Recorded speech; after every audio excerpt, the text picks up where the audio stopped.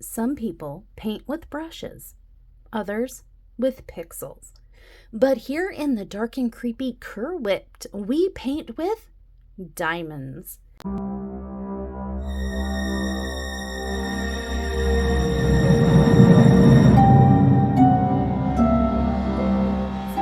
Welcome, my dark and creepy friends.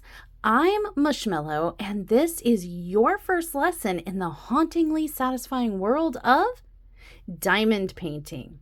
Whether you found your way here because you love horror art, cozy crafts, or you just needed a hobby that lets your brain breathe, you've come to the right place. Today, we are opening the coffin lid, so to speak, on the basics of diamond painting. This series is intended as an introduction to diamond painting that will carry you all the way through to pretty much everything that I've learned about diamond painting. And before you know it, you'll go from asking what is diamond painting and why does everyone who tried it end up obsessed to totally getting it and understanding it all. And where does everything start? At the beginning. And this is the beginning. This, my friends, is a typical diamond painting kit. They come in different sizes and shapes, but pretty much you start right here. So let's dive in and introduce ourselves to what is a diamond painting. Diamond painting is a hybrid between cross stitch and paint by number, really. But instead of thread or paint, you use tiny resin diamonds to create sparkling works of art. Think of it as kind of like, I don't know, cross stitch and paint by number had a baby and diamond painting was born.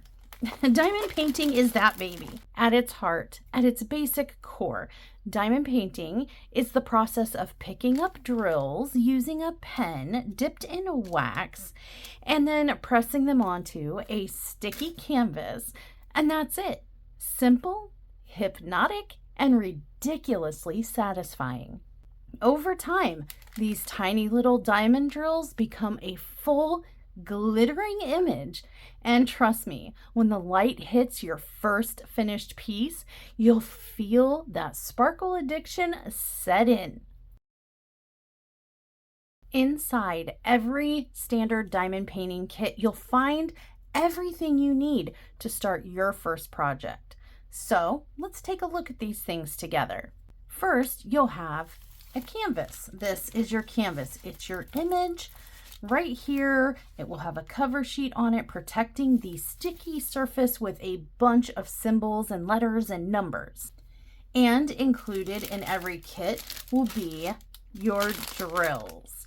They're usually packaged like this in little numbered Ziploc baggies.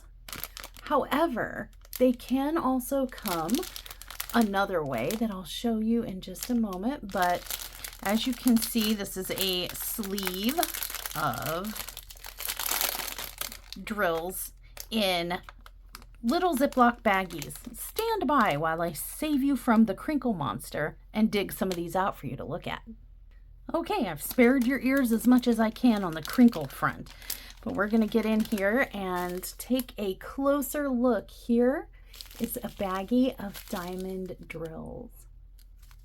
Just one example, and see, it's a baggie, has a little number printed on it, Ziploc, there you go. But they don't always come in these nice little neat Ziploc baggies. They can also come in what we call drill trains. So while this diamond painting kit comes with Ziploc baggies full of drills, for us to use, another way they can come is in, as I mentioned, drill trains. And that would be something like this. Now, these are drills from another kit that I had handy, but I wanted to show you as an example of what a drill train might look like. Now, as you can see, these little baggies do contain our drills, just like these baggies do. However, they're connected in plastic, like these plastic connected baggies that require you to cut them apart and cut them open to get your drills out. They do not reseal like the Ziploc bags. These are largely considered by the community in general, from what I've noticed, as the more inconvenient way of receiving your drills, because there is extra effort involved in getting in there and obtaining your drills, whether you're going to put them in other containers or work out of these. These are just a lot less convenient than Ziploc baggies. And whether your drills come in Ziploc baggies or drill trains, it should not impact your quality of product and does not indicate really the quality of your kit. Some say that if it comes with Ziplocs, it's a higher quality, but at the end of the day, the drills inside are what really matter, and what kind of container they get to us in doesn't affect the quality of your finished product or indicate the quality of your kit, in my opinion. But that's a story for another day. The third thing that should come standard in every kit is your tool packet. This is a packet of tools that you'll need to diamond paint and should contain everything that you need in conjunction with your canvas and your drills to get started diamond painting and finish that diamond painting. So what's in a basic toolkit? This is an example of the most basic of toolkits. What is included is a pink diamond painting pen, a little green tray, sometimes they're white, and a little pad of wax. And really, folks, this right here is all you need to start and complete this entire canvas, your canvas. A closer look at your toolkit will reveal this little green tray that I mentioned. Now, this tray is where you shake up your drills gently because it's not very deep and it is a little flimsy, but you'll shake up your drills to line them up in these grooves nice and neat and make them easier for you to pick up. You'll also receive a diamond painting pen, as you can see here, and it's just a pink plastic tube with, generally they'll have this little brass nib at the top right here for you to fill with wax, which I'll show you in a moment, and pick up your drills and place them on your canvas. This is your application tool, and this is what I call an application medium. This is the medium in which you'll use to pick the drills up from your tray and get them onto the canvas. In this instance, we have the standard red diamond painting wax. It does come with a little plastic sheet on the front and the back, as you can see here that I'm peeling off, and there's also one on the other side. So just a little friendly hint, reminder, side note, in case we forget to cover it later, when you go to diamond paint, don't forget to take the front and back of the wax paper off so that you can actually fill your pen. And you can't do that if the plastic coating is on. So remember, take it off. And as I mentioned before, this is your most basic of kits. Sometimes you'll get bonus goodies like tweezers, multi-placers that stick into the end of these pens, even stickers, washi tape, and cover minders, all things that we'll talk about later, because right now we're just focused on the basics, and this is really just a definition of what a diamond painting kit is, what comes in it, and the bare bones of what you need to get started and finished with your first canvas. So every brand does package things a little bit differently, but these are your essentials. You can start with just this. No fancy upgrades needed just yet. Not all diamonds are created equal. There are many different kinds of diamonds. Let's take a closer look at some of the different kind of diamond drills there are. The first major difference in drills that you might encounter will be the difference between shape. There are round drill kits and square drill kits. Now, the round drill kits are easier for beginners because they pop into place with a little wiggle room. They're a little bit more forgiving when you're placing them on the canvas. If you don't get it just perfect, generally it'll be fine. But square drills, They fit together tightly and they give you more of a perfected mosaic look, but they do take a steadier hand and a little more focus, concentration, time, and practice.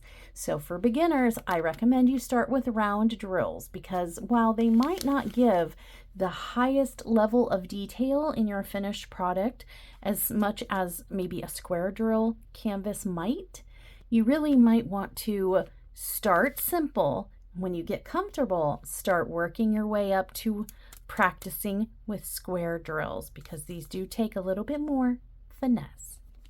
That's your first difference that you'll notice is round or square. So when you're shopping for kits, they'll often say round drill, square drill, or they'll give you a choice.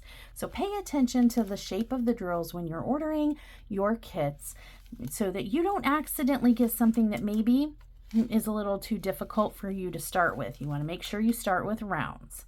Then the next thing you might notice is, especially like with these, there are different types of drills.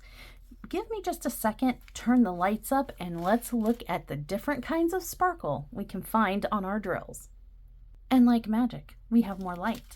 So the first and most common type of drill you'll see or hear about are these ones that I was showing you, and this is a round example and a square example of AB drills, otherwise known as Aurora Borealis. They're kind of a shimmery drill with a rainbow-esque finish. It almost looks like, reminds me of an oil spill. You know, when you see oil on the ground and it has the waves of different colors going through it, that's the kind of coating that is on top of these drills. And I'm gonna come up real close in your face, coming up in your grill here, so that you can see this is what an Aurora Borealis drill looks like. See how it has that kind of iridescent, like rainbow oil slick effect coating on top of the drills? That is the Aurora Borealis coating. Another example of an Aurora Borealis, because I have one pulled out here, this one's like a purplish brown Aurora Borealis. I showed you red. Now this one's a, purpley brown, but you notice the coating on top of the drills. It's that oil slick effect. They call it Aurora Borealis because someone determined that it's meant to mimic the northern lights in the sky as they flow, and but to me it looks more like kind of a rainbowy oil slick situation. And the next kind of drill we have is my personal favorite, metallic. This one happens to be one of my favorite colors, brown, a brown metallic, and look at how they shine. And do you see the difference between the Aurora Borealis style drill and the metallic? Yeah, pretty cool, right? So we get two different types of appearing drills. Like I said, this one's my favorite, and they do come in round and square as well. All of these do. Another kind that you might not be able to pick up on just by looking at it, you're probably looking at this and thinking, Mushy, these are just white drills, plain white round drills. Nay, nay, my friends, these are glow-in-the-dark drills. Yes, my friends. Yes, we do have access to special drills that glow in the dark. They usually come in this white or off-white color, and when you put them on the canvas, they look white or off-white, but you turn off the lights and they'll glow green, generally. However, there are some companies that make colored glow-in-the-dark drills. So you'll put them, they'll look orange, and you'll put them on the canvas and they'll be orange, and you turn off the light and they'll glow orange. Or any other colors. There's tons of other colors. There's, blue and gray and just yellow. There's all sorts, red. But I just happen to have some white ones here, and generally the white ones will glow green. And another example of a special kind of drill is this, often called fairy dust, pixie dust, glitter, shimmer, something to that effect. And basically the coating on these is a fine glitter. But don't worry, as you can see in the bag, there's no glitter dust. It doesn't come out of or off of the drills. It remains on the drills So no glittery mess, but all the glittery glory.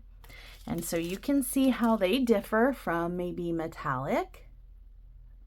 You see the slight difference there. There's glitter particles in this one. This one's metallic, and it's different from Aurora Borealis. So you can kind of see the differences between the kinds of drills. Another kind is called a crystal or rhinestone. These will have a silver backing, but they'll look kind of gemstone-esque, like these look like little rubies. So you'll recognize a crystal by its silver backing.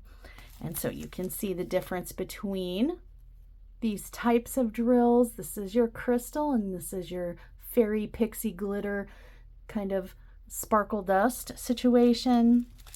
Here's an Aurora Borealis to compare, and the metallic that you can compare.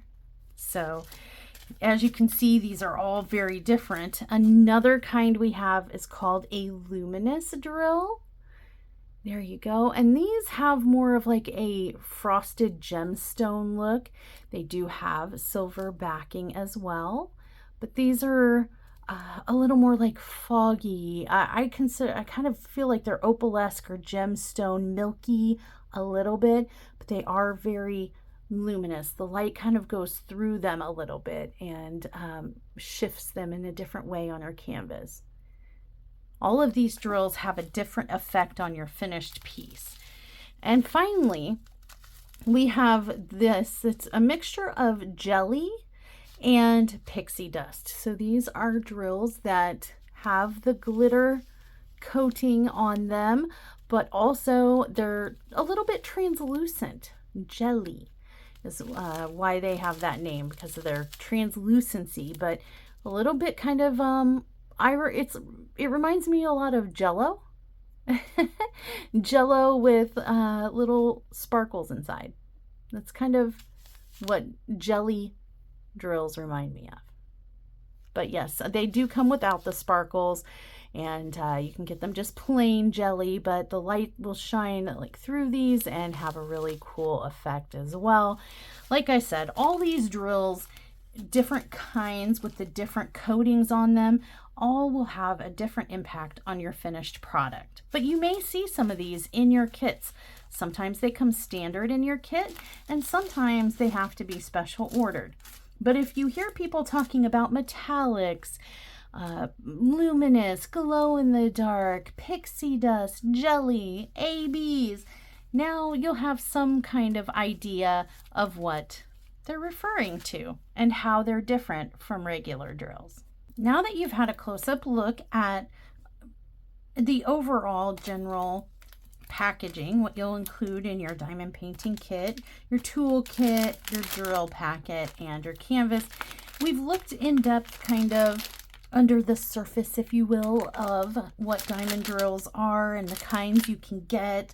We've taken a look at the tools and kind of done a cursory explanation of those, but what about this canvas with all the hieroglyphics on it, right? All the different symbols and stuff. So let me move the light so we can see a little bit better, and we'll talk about the general properties of a canvas.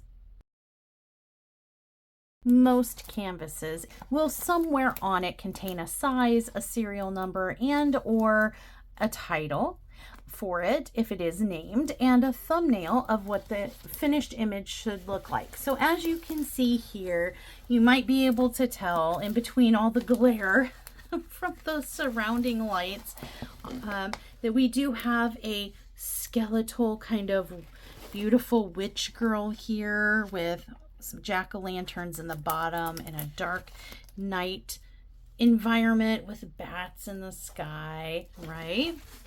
And this information up here will tell you the size is 40 by 70. This is the serial number of the canvas. Here is a little thumbnail picture of what the canvas should look like when it's completed. Kind of hard to see when it's this small on these canvases, but generally they'll give you some kind of reference picture, and then it'll have a table on it identifying how many colors there are. You will see an example of the color and some kind of number, letter, or symbol. And then you will see a number here, and it says color.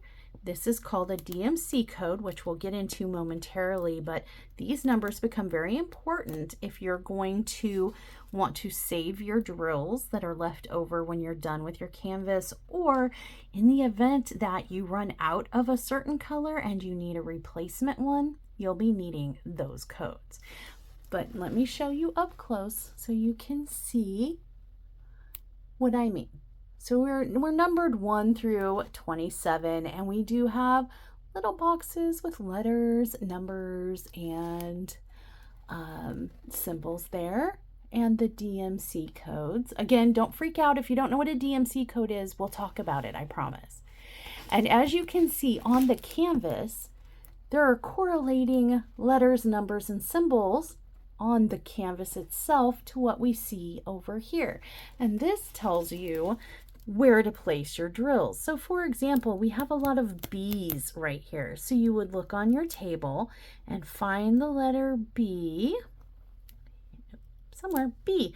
B is number 19. So in baggie 19 is this dark blue drill is indicated by the symbol here, and it's the letter B. You'll take the drills out of the bag numbered 19 and place it on the B symbol. Same thing. When you get to a new letter M, you'll find M is baggie number 13, and you'll take those M colored drills, which is a slightly different bluish purple, and place them everywhere you see an M.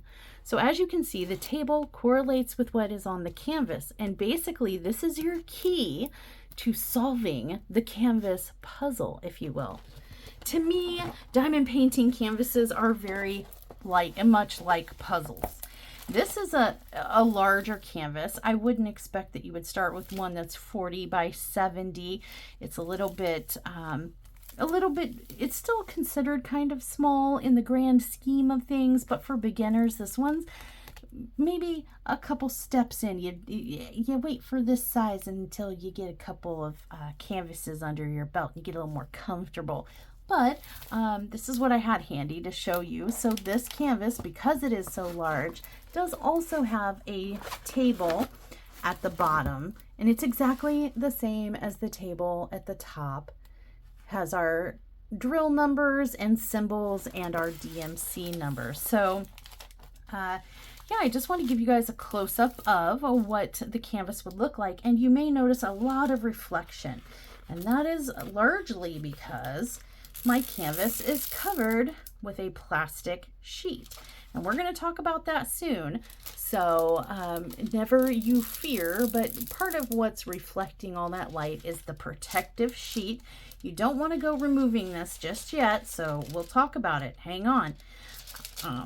Hold your horses. And then under this protective sheet is a very sticky canvas, and that is why it has a protective sheet, because we need to protect that stick.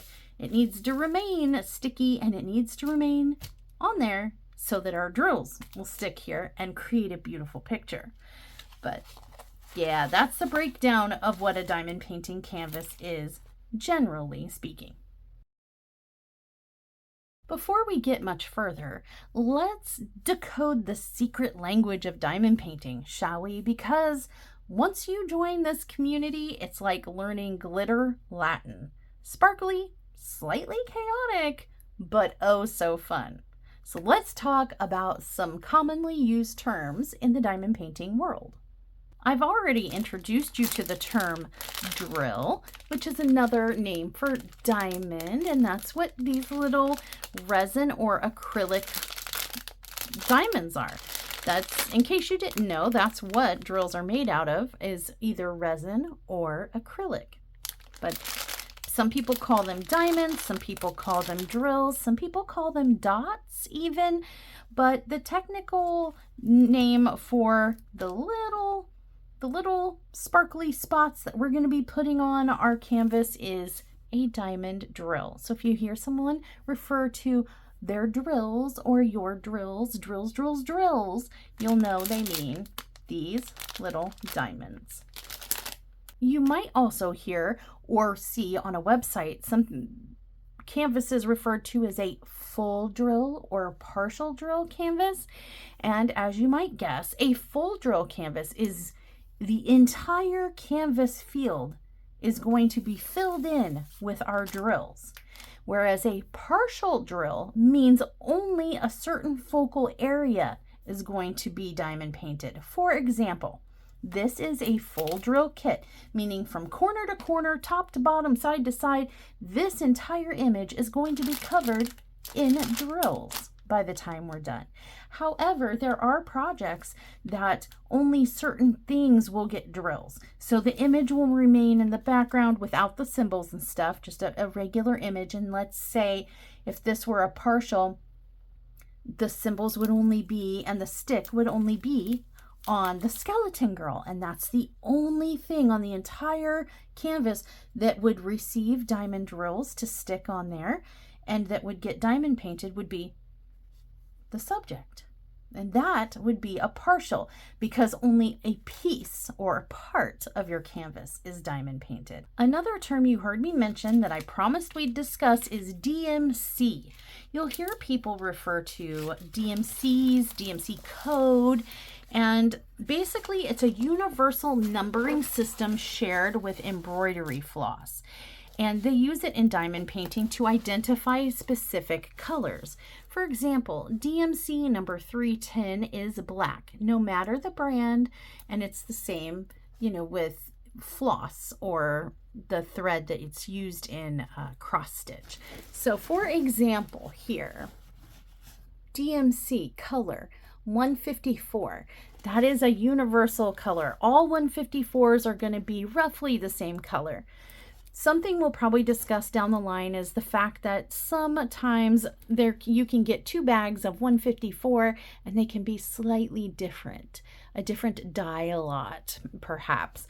But for the purposes of this video, let's just say that all 154s are going to be the same color, which is going to be this maroon color.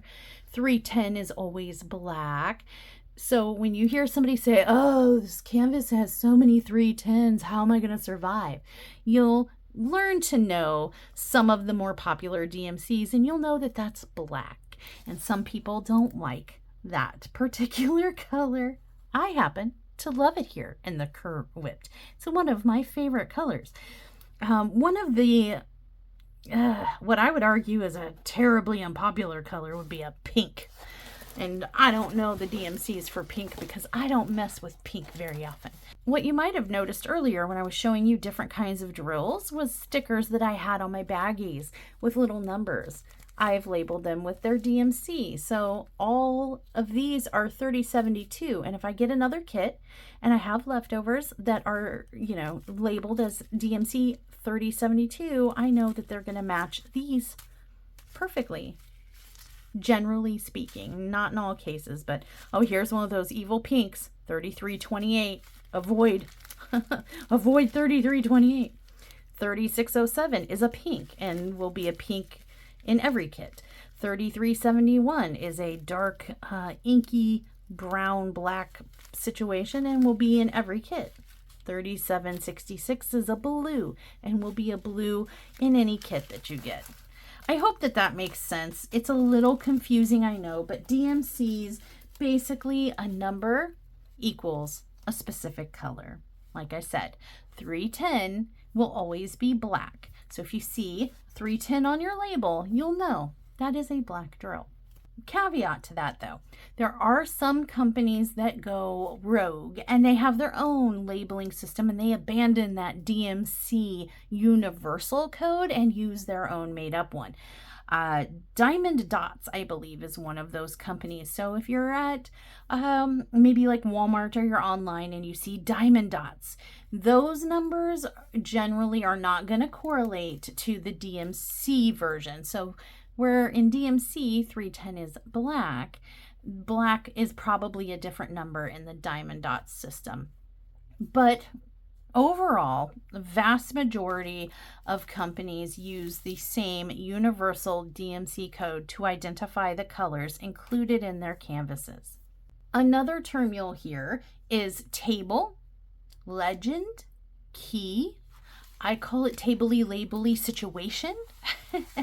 It goes by a lot of names, but if you hear something like legend, key, table, tabley labely situation, that is these tables that I was showing you here, that is basically decoding our canvas for us, telling us what color correlates to what symbol and where it goes on the canvas. Very important to have this. So if you're somebody who is terribly afraid that you're going to mess up, cut it off, or it's going to get chewed or cut, or you're going to spill something, you could take a picture of that so you have it, because that is how you are going to know where to put your drills on the canvas as a whole. Keys, labels, tables, legends, whatever you call them, very important, because it's the chart printed on the canvas that matches your symbols to your DMC colors. Another common term you might hear is people talking about something being confetti. You might hear me often, for example, say I'm in the confetti hot place, meaning I am in confetti misery.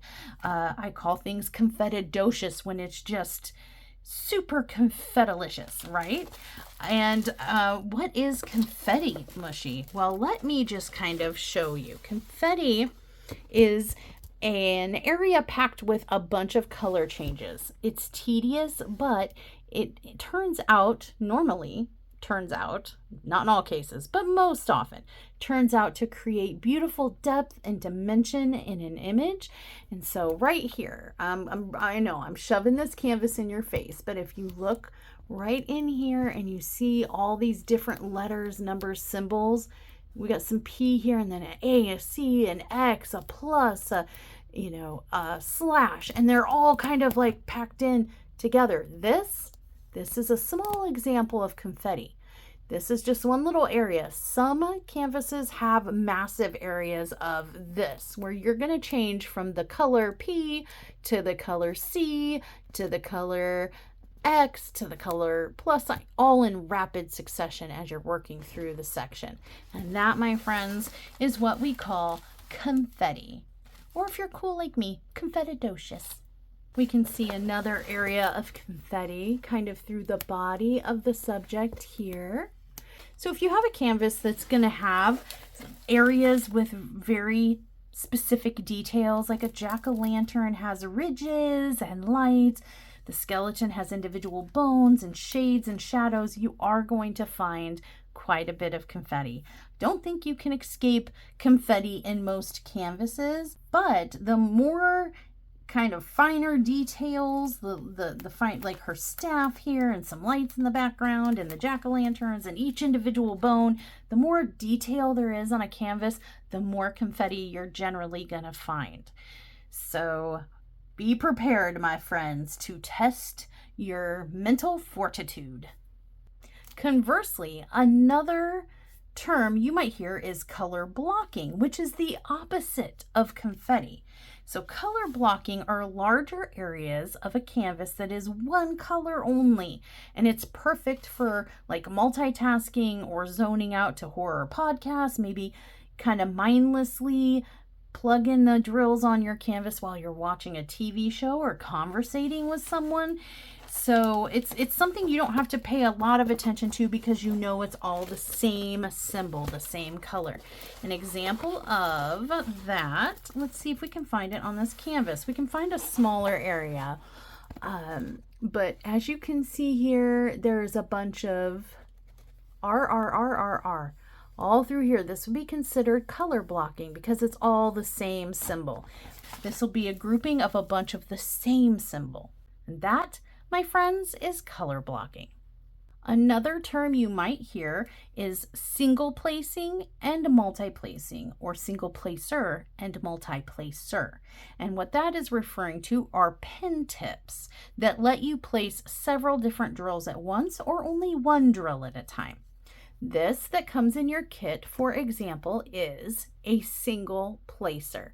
You may only pick up one drill with this tip and place one drill. It will not hold more than one. So this is for somebody who wants to do each individual drill one at a time for precision or concentration or comfort, whatever the reason. You place one drill at a time. This is another example of a single placer tip, and it just puts one single drill down at a time. Multi-placer, this is a very messy, sorry, my putty is coming out of here, a very messy example of a multi-placer. As you can see, this tip is considerably larger than the single placing tip. And that is because these will pick up multiple drills. And this happens to have the little number on here for me to know that it'll pick up 6 diamond painting drills. So if I have a color blocking area, I can pick up 6 drills out of my tray and place 6 at a time instead of just 1 at a time. This is a little bit more of an advanced tool. I would recommend that you start with a single placer and get comfortable with diamond painting single placing before you upgrade and move on to the little bit more complex nature of a multi-placer. But just so you know what people are talking about, multi-placer places multiple drills, single placer places a singular drill. Another term you might hear that I don't have an example of handy right now, but you could probably find, I know you can find them on my channel and probably many others. It's a common thing that happens, is called the term popping drills. When people say my drills are popping, or these drills pop, they're popping drills, it can mean one of two things. Sometimes people call popping drills that is satisfying when you put a drill down, and it's satisfying, you place it down and you pull your pin away, there can be a pop. Generally, that's not the kind of popping drills that people are referring to, not that satisfying diamond painting sound of pop, pop, pop. They're talking more about drills that are crowded too tightly together, and when you place them on the canvas, they're kind of crowded too close together and they start trying to come up off the canvas or pop off the canvas, pop up from the canvas, detach, if you will. And it's generally with square drills, but it can happen with round drills. And it's when drills are pushing each other out of place. And maybe, you weren't perfectly lined up and kind of went a little wiggly woggly with your placement, and the drills are fighting for the same space. One of them might pop up or off or out of the canvas. Another term you'll hear a lot, most often when working with resin drill canvases, is static. When drills stick together and stick to everything, they jump away. They're like little Mexican jumping beans. They staticky, very electrified, and they stick to everything except your tray. My friends, invest in a cheap pack of dryer sheets. They will become your best friend when trying to tackle static generally. They work for most people, not for everyone. You may find yourself very soon, if you have a resin kit and you're trying to get the drills to behave, you may find yourself very soon searching the interwebs and the ubis of tubis to find videos on how to tackle static. Everyone's got their thing that works for them. Some use static guard, some use fabric softener dryer sheets to control static. There are other complex methods. Some try freezing their drills, some try washing them. At the end of the day, a very cheap, basic, easy way to start fighting static that can help at least minimize it would be dryer sheets. And if you're just starting out, there's no need to go get all crazy with static fighting methods. A simple trip to the dollar store and a little green crispy dollar bill and get yourself some dryer sheets, and that'll get you by until you start getting more comfortable and learning what other methods there are to fight static and what works for you. Another diamond painting term you might hear is kitting up, and you might be like, well, what's kitting up? To some people, this is kitted up. You can totally work out of these baggies, but there are some of us that, can't really get down with the baggie. We need things to be more contained for whatever reason. We have kids or pets, or we just happen to like having things contained in containers versus baggies, and that leads to kitting up, which looks like this. Ta-da! This is one of my kits for a canvas that I'm working on. It had like 64 colors. I have it in this little containment unit. Modular kit system. I took the drills out of packets like this and I put them into containers like this, and that process is called kitting up. Whatever your process that you use to get your kit ready to work on is considered kitting up. For some, like I said, it's putting it from bags into containers. For some people, it might be taking these baggies out of the sleeve here and setting them in your workspace. That's considered kitting up. Whatever it is that you do to prepare your drills and your canvas for your work session on your new project is considered kitting up.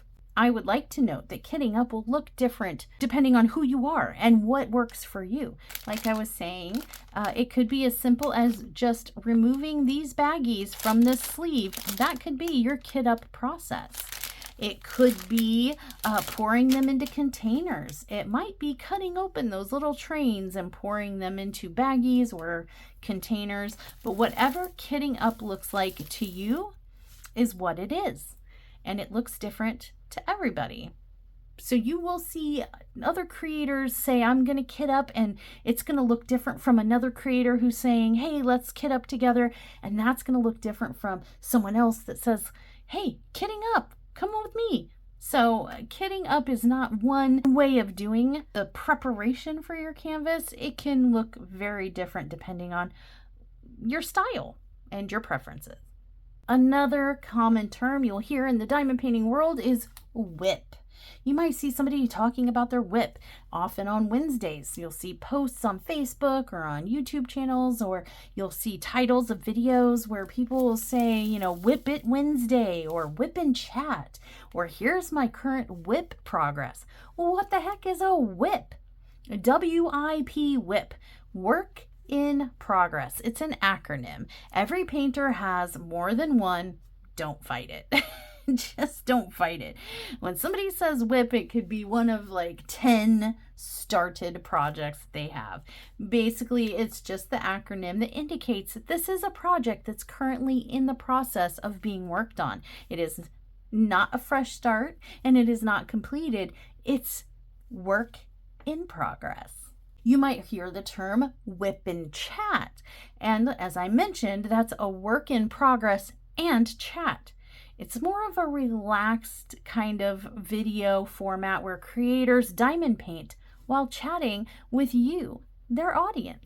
Depending on the channel and the creator, it could be stories about life, it could be true crime stories, it could be just whatever comes to mind. It could be about hot button topics, it could be literally about whatever they feel like talking about.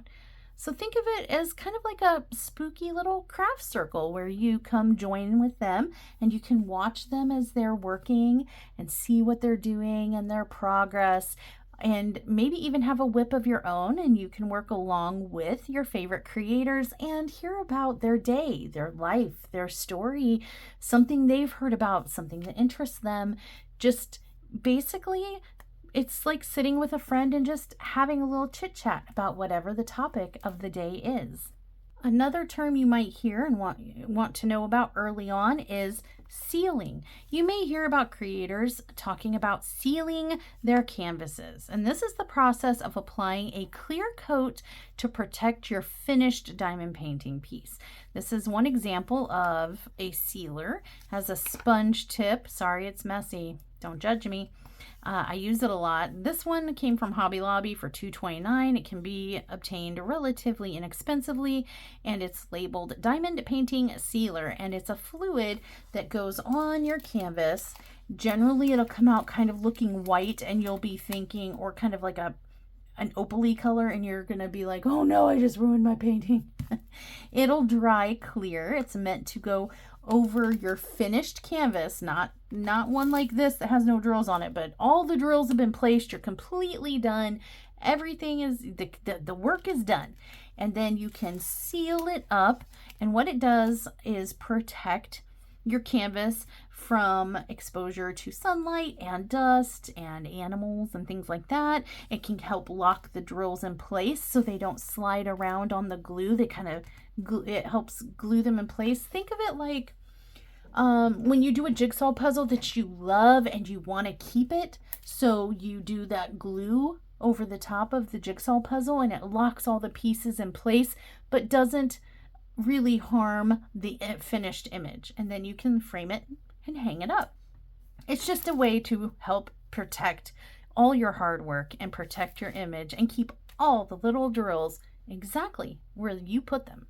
A final major kind of acronym you might hear in videos or see in forum posts regarding diamond painting is the term SABLE. And what SABLE, S-A-B-L-E, stands for is Stash Acquired Beyond Life Expectancy. It's when your diamond painting stash grows so large that you need multiple lifetimes to finish it all. But don't worry, you're among friends here. We all have a stash. Now, stash, I guess, could be another term. That's what we kind of call our little hoard, our stash of canvases that we've seen and purchased and then put aside, shelved, until we work through our current WIP and can move on to one of the canvases that we've hoarded or stashed and put aside to work on in the future. Some people have moderate stashes and just maybe 1 or 2 diamond paintings for them to move on to when they're finished with what they're currently working on. And some have hundreds of diamond painting canvases tucked away, stashed away in a secret little spot to where there's tons of choices. They basically can shop their home for their next project. There is no shame here, whatever size your stash, whether it be 1 or 100 or 1,000, that is all up to you and what you want for yourself. But the larger stashes are generally called SABLEs, Stash Acquired Beyond Life Expectancy, meaning my stash is so big I couldn't complete all of these in my lifetime if I tried. And yeah, you might hear that term quite often. Guilty. Those are just a few of some of the very common, much more common and frequently used acronyms or terms that you might hear in the diamond painting space when you're watching videos or seeing posts on Facebook, etc. However, it's worth noting that a lot of people tend to acronym their favorite diamond painting companies. For instance, Diamond Art Club, you'll often see referred to as DAC or DAC. And that's just, again, a simple way to abbreviate Diamond Art Club. DD for Diamond Dots or could mean Dreamer Designs. There's tons of acronyms out there that people use to shorten some of their favorite diamond painting shops. But don't worry, my friends, because by the time we get to the end of this course, if you will, you'll be fluent in sparkle. You'll know all these terms like the back of your hands, and you'll be talking our language in no time. Let's talk a little bit about choosing your first canvas. Maybe you have, maybe you haven't yet, but we should probably talk about that. When you're new, size and simplicity are your friends. A 30 by 40 centimeter or smaller canvas with clear, bold symbols will help you learn the motions without getting too overwhelmed. You'll want to avoid ultra detailed images or heavy confetti areas. That's where dozens of colors are scattered everywhere and just can really kind of, I don't know, put a damper on your first experience. Save that chaos for your second, third, or 20th project. For example, this one here, this is a smaller canvas, which might be an ideal size if you're starting. This is a 20 by 30, but this had a lot of confetti, a lot of different color switches. And yes, the images did turn out looking relatively okay, but just a lot of confetti. This is something that's, in theory, sounded and looked pretty good, but in practice ended up being a little too complex. So you got to be careful with some of the smaller canvases. You want to pick something maybe a little more simplistic than these that have a lot of elements and details that are kind of going to be frustrating to do because of all the color changes and turn out looking a little muddier than something that's more simplistic. Take Mikey, for example, in comparison with even the wedding dress girl with all the color changes. Look how much more clear this image turned out, despite the fact that it's really small. It can speak to how simplicity in your first couple canvases can make the difference between a small image turning out clear and visible and fun and wonderful, and the same size image being too complicated and kind of turning out muddy because there's too much going on, too much confetti. So simple versus complex image might be the best way to start for you. That would be my recommendation.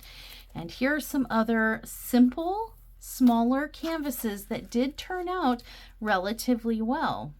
You can tell here that we've got some cats looking down and asking if you're pooping, and some wine glasses that splash together to create a heart. So you could do something like that, or you could even start with an off-canvas project, meaning a project done not on a canvas, but diamond art done on another medium. This happens to be a wood shape. These are coasters. You could start with diamond painting coasters. Very simplistic here, as you can see, only 3 colors on each one in big color blocking spaces. And yeah, fun to do, quicker projects, easier, and really great to get you familiar with the actual action of diamond painting.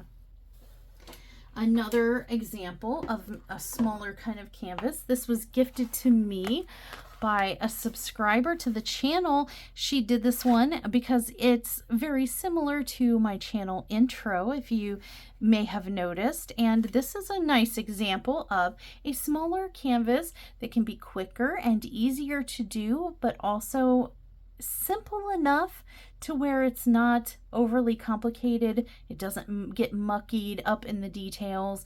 It turns out beautiful and can feel very rewarding.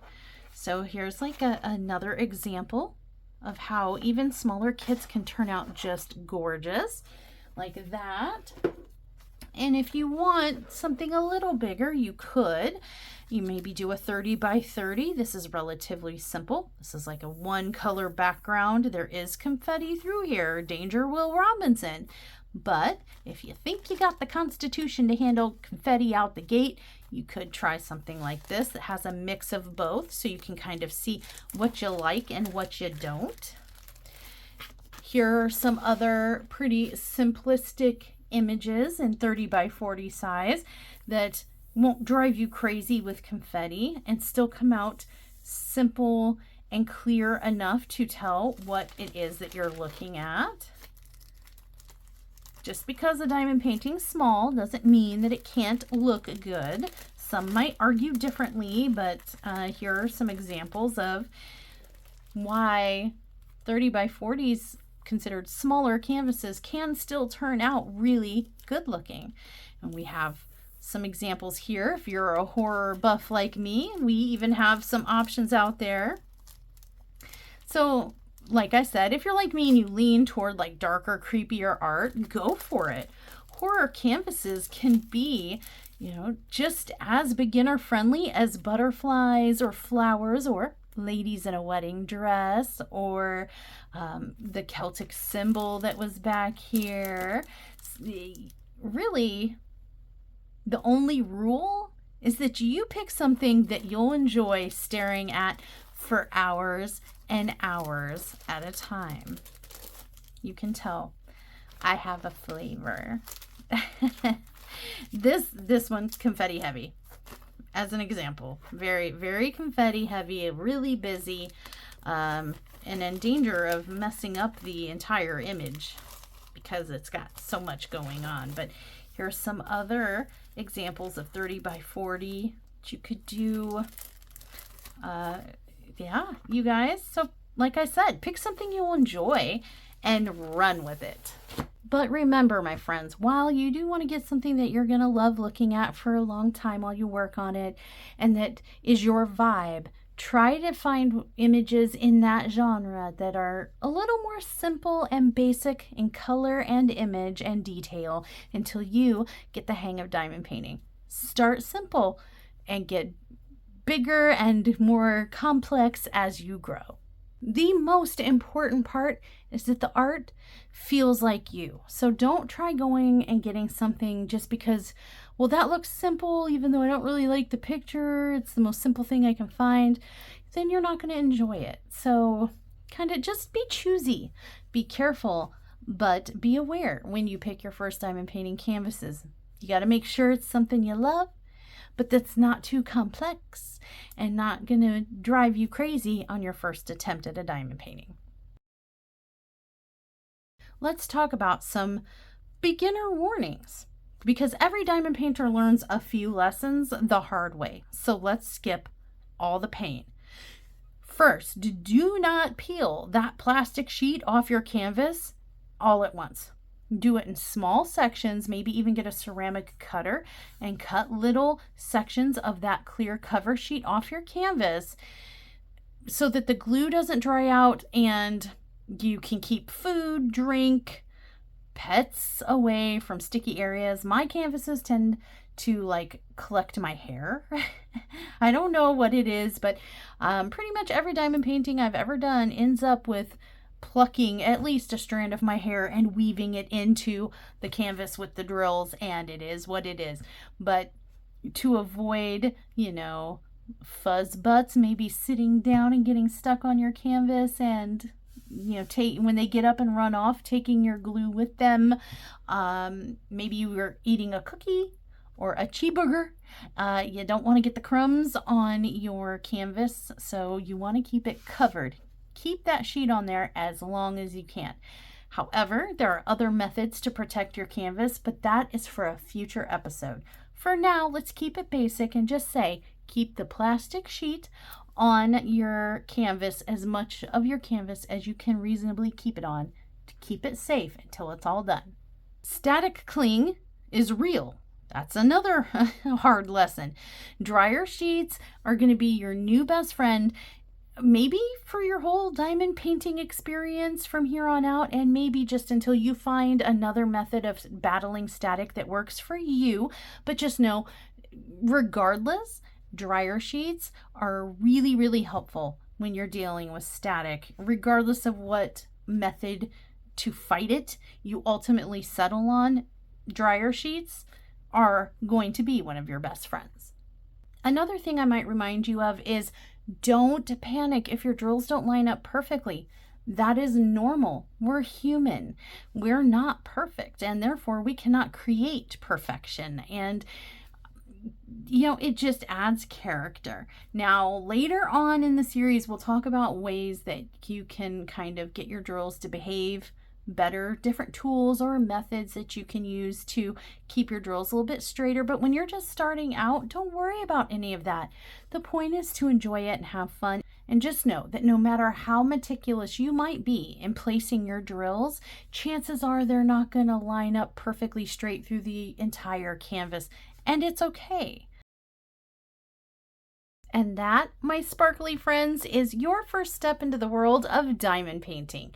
In the next episode, we'll prep your very first kit, and I'll show you how to flatten your canvas, organize your drills, set up your workspace like a pro. Don't forget to like this video, hit subscribe, and join the Whipped crew if you want early access to every lesson in this course. You can find that by hitting the join button and making your selection. Until next time, keep it dark, keep it creepy, and keep those drills straight. Stay naughty.